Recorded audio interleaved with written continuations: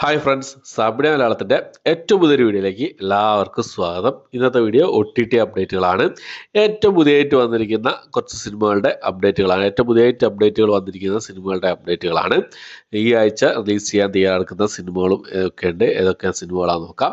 Video തുടങ്ങുന്നതിന് മുമ്പ് ഒരു കാര്യം പറഞ്ഞോട്ടെ. കഴിഞ്ഞ ദിവസം തിയേറ്റർ റിലീസ് ചെയ്ത സിനിമകളുടെ ഉള്ളൊഴുക്ക് പിന്നെ ഗഗനാചാരി, നല്ല സംഭവം, ഈ സിനിമകളൊക്കെ തിയേറ്ററിൽ പോയി കണ്ടു റിവ്യൂ ചെയ്തിട്ടുണ്ട്. കാണാത്തവരൊന്ന് കണ്ട് സപ്പോർട്ട് ചെയ്ത് പ്രതീക്ഷിക്കുന്നു. ഗുരുവായൂർ അമ്പലനടയിലെ അപ്ഡേറ്റ്, ഒഫീഷ്യൽ അപ്ഡേറ്റ് പുറത്തു വന്നിട്ടുണ്ട്. ഒരു സിനിമ ആമസോൺ പ്രൈമിലായിരുന്നു ആദ്യം. പിന്നെ ആമസോൺ പ്രൈം OTT അപ്ഡേറ്റ് സ്വന്തമാക്കി, OTT റൈറ്റ് സ്വന്തമാക്കിയുള്ള അപ്ഡേറ്റുകളൊക്കെ ആദ്യം വന്നിരുന്നു. പക്ഷേ ഇപ്പോൾ OTT മാറിയിട്ടുണ്ട്, ആ അപ്ഡേറ്റ് മാറിയിട്ടുണ്ട്. അവർ ഡിസ്നി പ്ലസ് ഹോട്ട്സ്റ്റാറിലാണ് ഇപ്പോൾ ഒഫീഷ്യലി പുറത്തു വിട്ടിട്ടുള്ളത്. ഡിസ്നി പ്ലസ് ഹോട്ട്സ്റ്റാർ ആണ് സ്വന്തമാക്കിയിട്ടുള്ളത്. ഡിസ്നി പ്ലസ് ഹോട്ട്സ്റ്റാറിൻ്റെ ഭാഗത്ത് നിന്ന് ഇപ്പോൾ ഡേറ്റ് കാര്യങ്ങളൊക്കെ പുറത്തു വന്നു.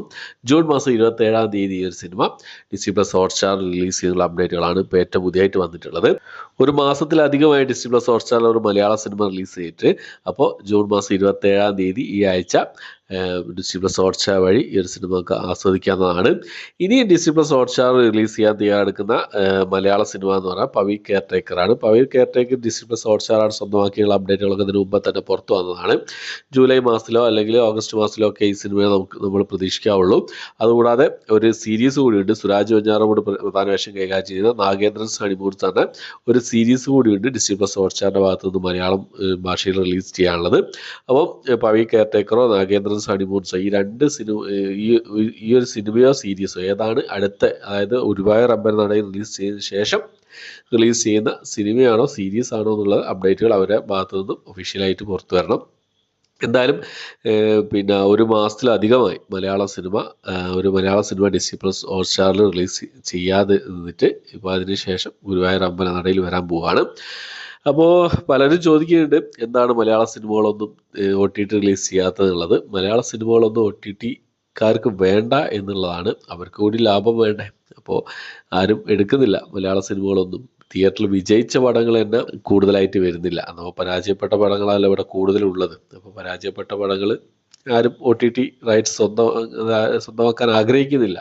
അവർക്ക് ലാഭത്തിന് വേണ്ടി തന്നെയാണല്ലോ. അപ്പോൾ അതാണ് പ്രശ്നം. ഓക്കെ, അപ്പോൾ നമുക്ക് മറ്റ് അപ്ഡേറ്റുകളൊക്കെ നമുക്ക് നോക്കാം. അതിൽ അടുത്ത സിനിമ ഒരു ഹിന്ദി മൂവിയാണ്. ഒരു ഡയറക്റ്റ് OTT റിലീസ് ചെയ്യാൻ തയ്യാറെടുക്കുന്ന ഒരു ഹിന്ദി മൂവിയാണ്. കക്കുട എന്നാണ് സിനിമയുടെ പേര് വരുന്നത്.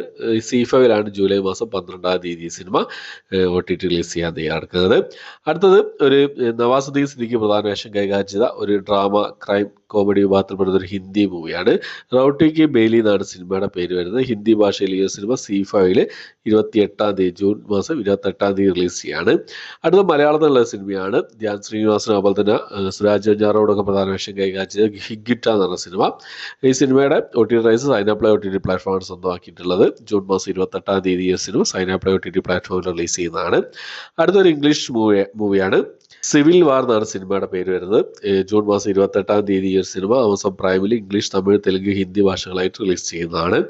അടുത്തൊരു തെലുങ്ക് മൂവിയാണ്. തെലുങ്ക് റൊമാൻറ്റിക് ഡ്രാമ വിഭാഗത്തിൽപ്പെടുന്ന സിനിമയാണ്. ലവ് മൗലി എന്നാണ് സിനിമയുടെ പേര് വരുന്നത്. ആഹാ തെലുങ്ക് വഴി ഈ സിനിമ ജൂൺ മാസം 27-ാം തീയതി റിലീസ് ചെയ്യാൻ തയ്യാറെടുക്കുകയാണ്.